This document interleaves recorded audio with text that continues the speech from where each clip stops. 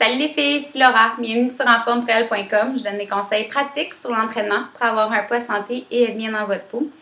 Aujourd'hui, je vous parle d'un sujet qui est très controversé, puis que j'entends souvent. Puis là, je voulais en parler parce que justement, la nouvelle année, je pense que c'est encore pire. C'est dans le fond, je veux perdre du poids, il faut que j'aille m'entraîner au moins 5-6 fois par semaine, tous les jours. Plus que je m'entraîne, plus que je perds de poids. Là, si ça fait longtemps que vous regardez mes capsules, vous le savez que c'est pas vrai. Bon, ça y est. Vous savez que c'est pas vrai. Dans le fond, ce qui est important à comprendre pour la perte de poids, puis ce que je vais vous expliquer dans la première capsule, c'est un peu le processus de perte de poids que vous devriez savoir déjà. Si vous ne le savez pas, mais c'est un bon, ça va vous rafraîchir. Si vous savez déjà, ça va vous rafraîchir la mémoire, puis un peu les notions. La perte de poids, là, c'est les calories que l'on brûle dans la journée entière, donc sur 24 heures, versus ce que l'on mange. Donc, il y a plusieurs façons que l'on peut perdre du poids, mais peut-être pas du gras, ok? Fait que ça, il faut comprendre ça. Fait qu'on peut perdre du poids, soit en diminuant nos apports caloriques. On garde la même chose qu'on fait dans la vie de tous les jours, l'activité physique, on garde la même chose, même qu'on ne s'entraîne pas, là. C'est ça que vous faites déjà, pas d'entraînement. On continue de même, mais on diminue nos apports. Ça dépend de la quantité que vous allez diminuer vos apports. T'sais, si vous êtes en train de prendre du poids en ce moment, vous diminuez vos apports, peut-être que votre poids va rester stable. Fait qu'il faut les diminuer encore plus pour perdre du poids. Il y a la façon comme ça. Il y a, OK, je continue à manger la même chose que je mange normalement, mais j'augmente ma dépense énergétique. Je vais aller m'entraîner. J'augmente, là. Fait que je continue à faire ce que je fais dans la vie de tous les jours, mais j'ajoute une activité physique.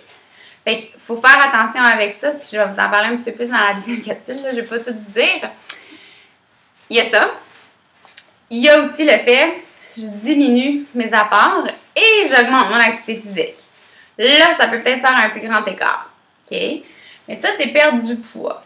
Mais là, le poids, quand on joue juste avec l'alimentation, on s'entend que le poids qu'on perd, c'est peut-être du gras et du muscle. Parce qu'on ne s'entraîne pas pour maintenir notre masse musculaire. Fait que, tu sais, les diètes qu'on peut faire, qui sont très restrictives, on perd beaucoup de poids. Majoritairement, on perd de l'eau. De l'eau, dans notre corps, c'est majoritairement de l'eau qu'on est fait de, là, mais notre masse musculaire est faite d'eau également. Fait que quand on fait une perte de poids par rapport à une diète seulement, c'est normalement un peu de masse musculaire qu'on va perdre et du gras. Là, si on va juste avec l'activité physique, on ne touche pas l'alimentation. On a peut-être, dès qu'on rentre avec l'activité physique, que ce soit les deux ou juste l'activité physique, on commence à perdre plus de gras et on essaie de maintenir la masse musculaire.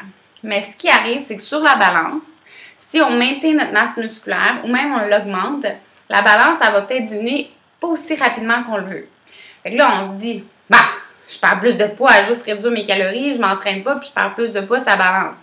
Oui, sur la balance, mais sur le visuel, c'est encore meilleur avec l'entraînement. Avec l'entraînement, vous allez être plus ferme. Visuellement, vous allez avoir l'air plus petite, mais vous avez perdu moins de poids sur la balance. Versus, disons, vous avez perdu 10 livres sur la balance, mais là, vous en avez perdu 5 parce que vous avez entraîné, vous avez bâti une masse musculaire.